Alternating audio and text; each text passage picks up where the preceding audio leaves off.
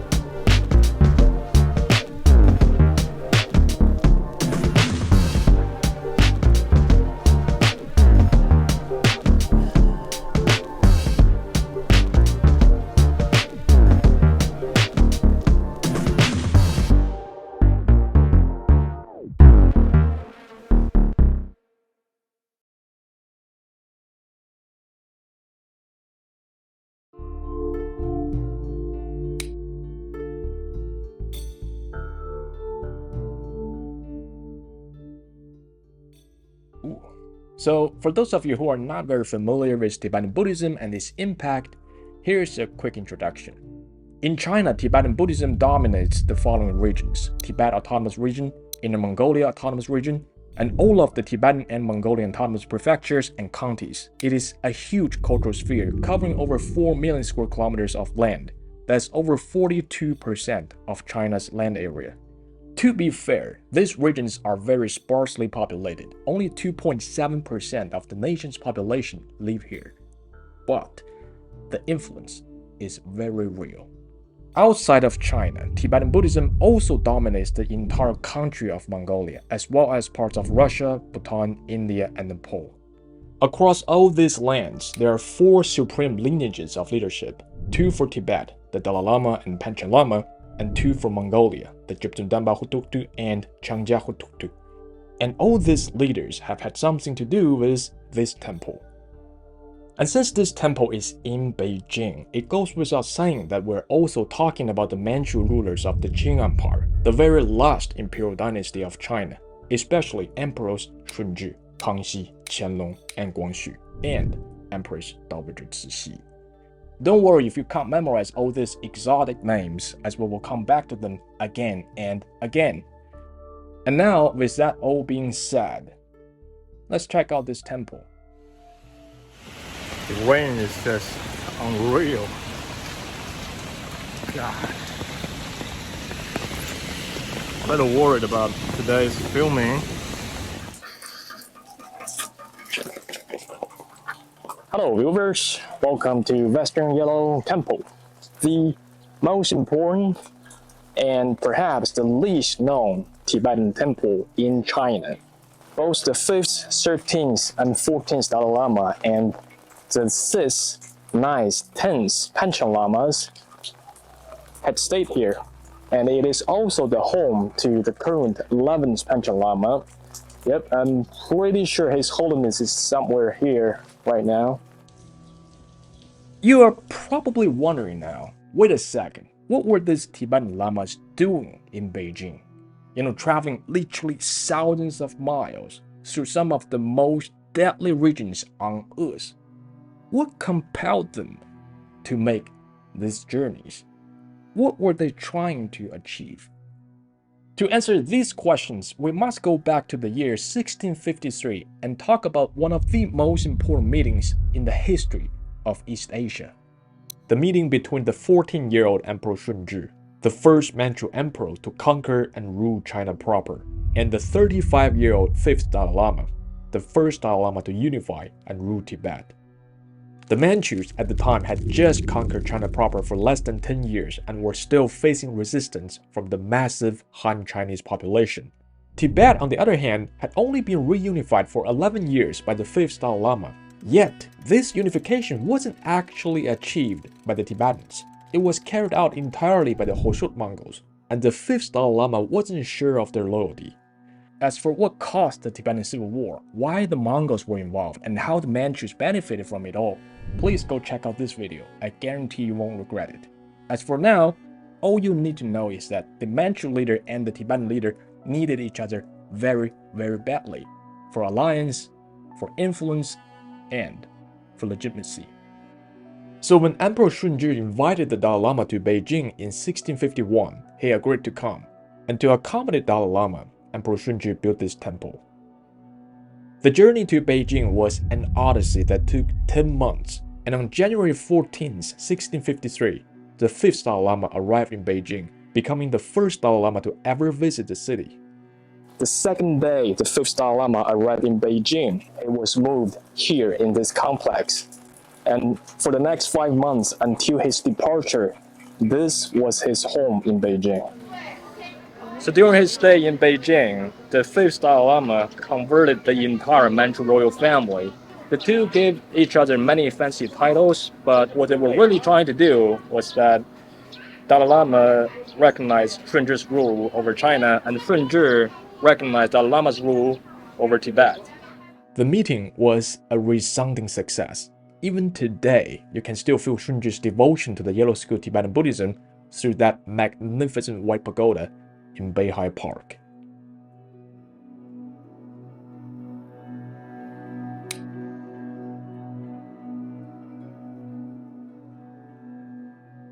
The second year we need to go back to is 1722, which is about 70 years after the meeting between Emperor Shunzhi and the 5th Dalai Lama. During those years, both leaders died, and the Qing Empire and Tibet went on different paths. The Qing Empire grew its influence significantly under the next emperor, Kangxi, who fully subjugated the Han Chinese, annexed Outer Mongolia, captured Taiwan, and even defeated the Russians in Siberia. Tibet, on the other hand, fell into chaos after the death of the 5th Dalai Lama. The power vacuum led to the recognition of two 6th Dalai Lamas, one supported by the Tibetans and one supported by the Hoshut Mongols. The chaos in Tibet drew the interest of the Manchus and Junga Mongols. By the way, Jungas and Hoshuts were actually from the same branch of Mongols, known as the Oilids. I'm afraid I can't go any deeper on this subject, but if you really want to know about the four Oilids and how they changed the history of Eurasia, feel free to check out this video, starting at this timestamp. In the end, Emperor Kangxi defeated the Jungas and brought the 7th Dalai Lama to Tibet. As for the two 6th Dalai Lamas, one died on his way to Beijing, and the other disappeared in Beijing. 2 years after the Tibetan campaign, Emperor Kangxi died. So in the winter of 1722, Kangxi died. And when he died, Zanabazar heard about this, the de facto ruler of Outer Mongolia. So he rushed to Beijing to perform funeral rites for his good friend right here. And only 6 weeks later, the supreme ruler of Outer Mongolia, Zanabazar, the first Jebten Dambak Tuktu, died in Beijing, possibly in this very temple. By the way, Zanabazar, the first Jebten Dambak Tuktu, was a close student of the 5th Dalai Lama and 4th Panchen Lama, and was the guy who designed Mongolia's national symbol, the Soyongbo, which can still be seen everywhere in the country today.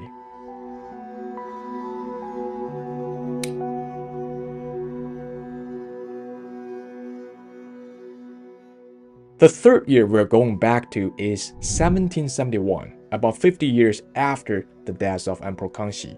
That year, the Qing Empire reached its peak.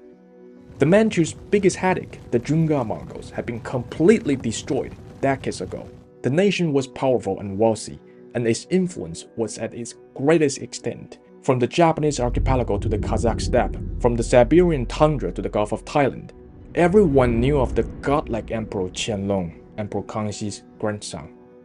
That year, many Turgut Mongols, another branch of Oirat Mongols, left the Volga Basin, returned to their ancestral lands, and submitted to Emperor Qianlong. The emperor was so happy and proud that he proclaimed to the world, 从今蒙古类，无一不王臣. From now on, all Mongols are loyal subjects of the throne. To celebrate, he threw a lot of parties and ordered the third Changjia Hutuktu Ropé Dorje to refurbish this temple. By the way, Ropé Dorje was a close student of the 7th Dalai Lama and 5th Panchen Lama and was the guy who translated the Tibetan Buddhist canon Tenjur into Mongolian. The sutras he translated are still on display in this temple. In 1780, Qianlong wanted the 6th Panchen Lama to come to celebrate his 70th birthday. So for Qianlong, it's been 128 years since the 5th Dalai Lama's visit to Beijing, and Qianlong felt like it's probably a good time for Tibet to send another guy to Beijing, to the capital of the nation, to get to know each other better and to make sure everyone was on the same page. And since the 5th Dalai Lama already visited Beijing, this time let's get Panchen Lama here. And Panchen Lama thought it was a great idea, so he agreed to come. And he arrived here in September 1780. And when he was in Beijing, this was where he lived. However, in less than 2 months, the 6th Panchen Lama got smallpox and died in Beijing at the age of 49. The Qianlong admired the 6th Panchen Lama a lot, and to honor his visit, he built this pagoda behind me. So this pagoda has some of 6th Panchen Lama's personal belongings, his clothes, his shoes, his books, etc., so stored in this pagoda behind me.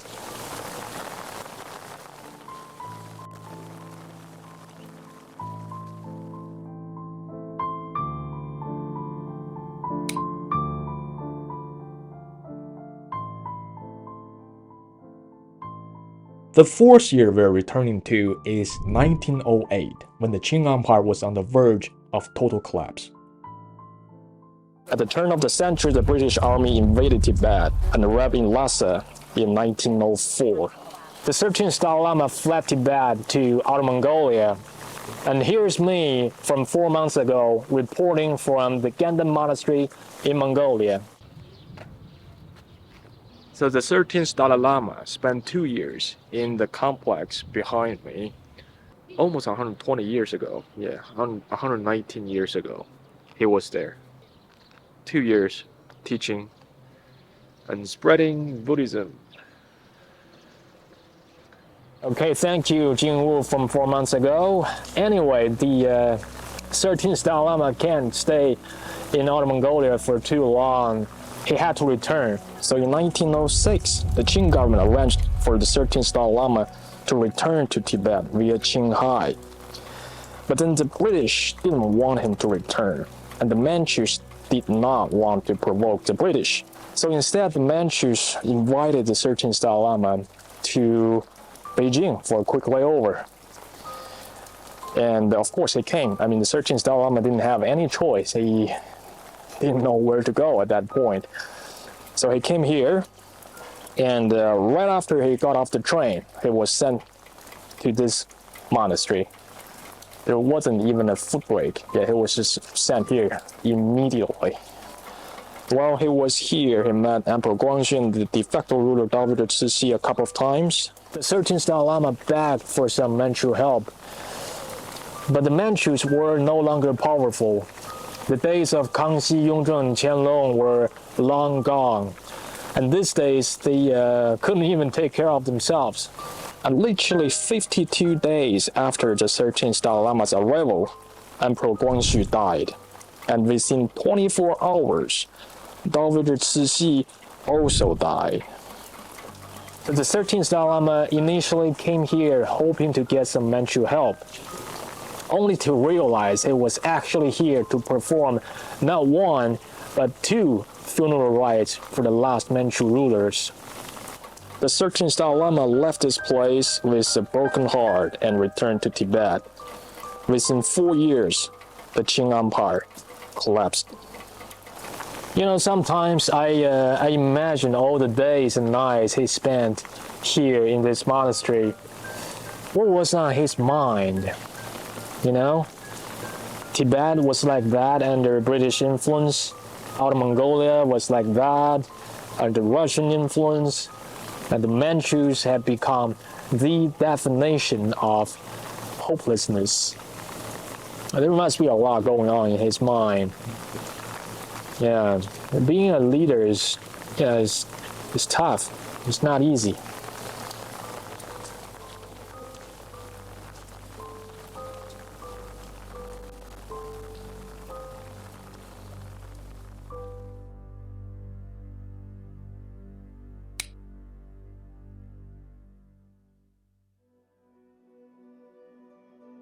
The fifth year we're going back to is 1923, when the Qing Empire was no more and the Republic of China was still in its infant stages. You see, as soon as the 13th Dalai Lama returned to Tibet, he began pressuring the 9th Panchen Lama, who had gained much influence while the Dalai Lama was away. Besides, the two had very different plans for the future of Tibet. One was quite radical, while the other was quite conservative, and neither was willing to compromise. The Dalai Lama started to collect revenue from the Panchen Lama's estate and imprisoned Panchen Lama's followers and friends. Sensing an immediate threat, the 9th Panchen Lama fled Tibet in the winter of 1923 and never returned. He first went to Inner Mongolia and became popular with the Mongols, who accepted him as their spiritual leader after the death of the 8th Jebtun Denpa Hutuktu in 1924. By the way, the 8th Jebtun Denpa Hutuktu was the guy who declared Mongolia's independence. After his time in Inner Mongolia, Panchen Lama came to Beijing seeking help from the Republic of China government. So the 9th Panchen Lama arrived Beijing in 1925, and while he was here, he built this building behind me. Let's go check it out. Here you can see 3 Panchen Lamas. 10th Panchen Lama is on the far right, and the 9th Panchen Lama, who had a really big fight with the 13th Dalai Lama, this is 9th Panchen Lama, and the current 11th Panchen Lama is at the center. In 1933, the 13th Dalai Lama died. 4 years later, the 9th Panchen Lama also died. In 1938, the 3-year-old 14th Dalai Lama was recognized. 3 years later, the 3-year-old 10th Panchen Lama was also recognized.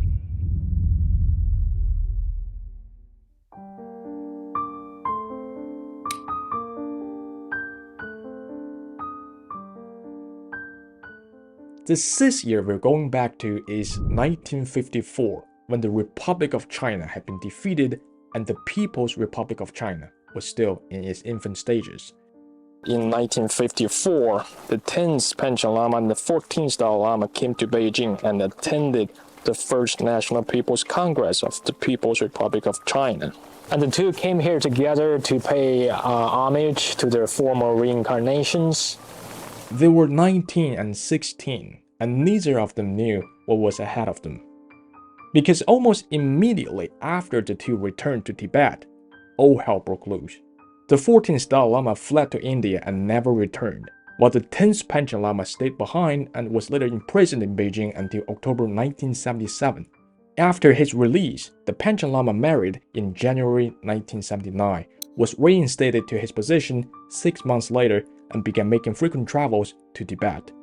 On January 28, 1989, while he was presiding over the consecration ceremony of the reunited stupa for the 5th through 9th Panchen Lamas, he suffered a sudden heart attack and passed away at the age of 51. And since September 1987, this place, Western Yellow Temple, has become the high-level Tibetan Buddhism College of China, and the 10th Panchen Lama was its first principal. And the lamas you find here are not just any lamas, they are all living Buddhas from China's Mongolian and Tibetan regions. And this college is the most prestigious Buddhist institution in China and the place with the highest density of living Buddhas in the world. By the way, there was once an Eastern Yellow Temple right next to it, and together they were known as the Yellow Temple. In 1958, the Eastern Yellow Temple was handed over to the military and demolished. It has since become a residential area. While the temples themselves may come and go, the name survives in the memories of generations of Beijingers. Anyway, next time you're in Beijing, be sure to add this temple to your list.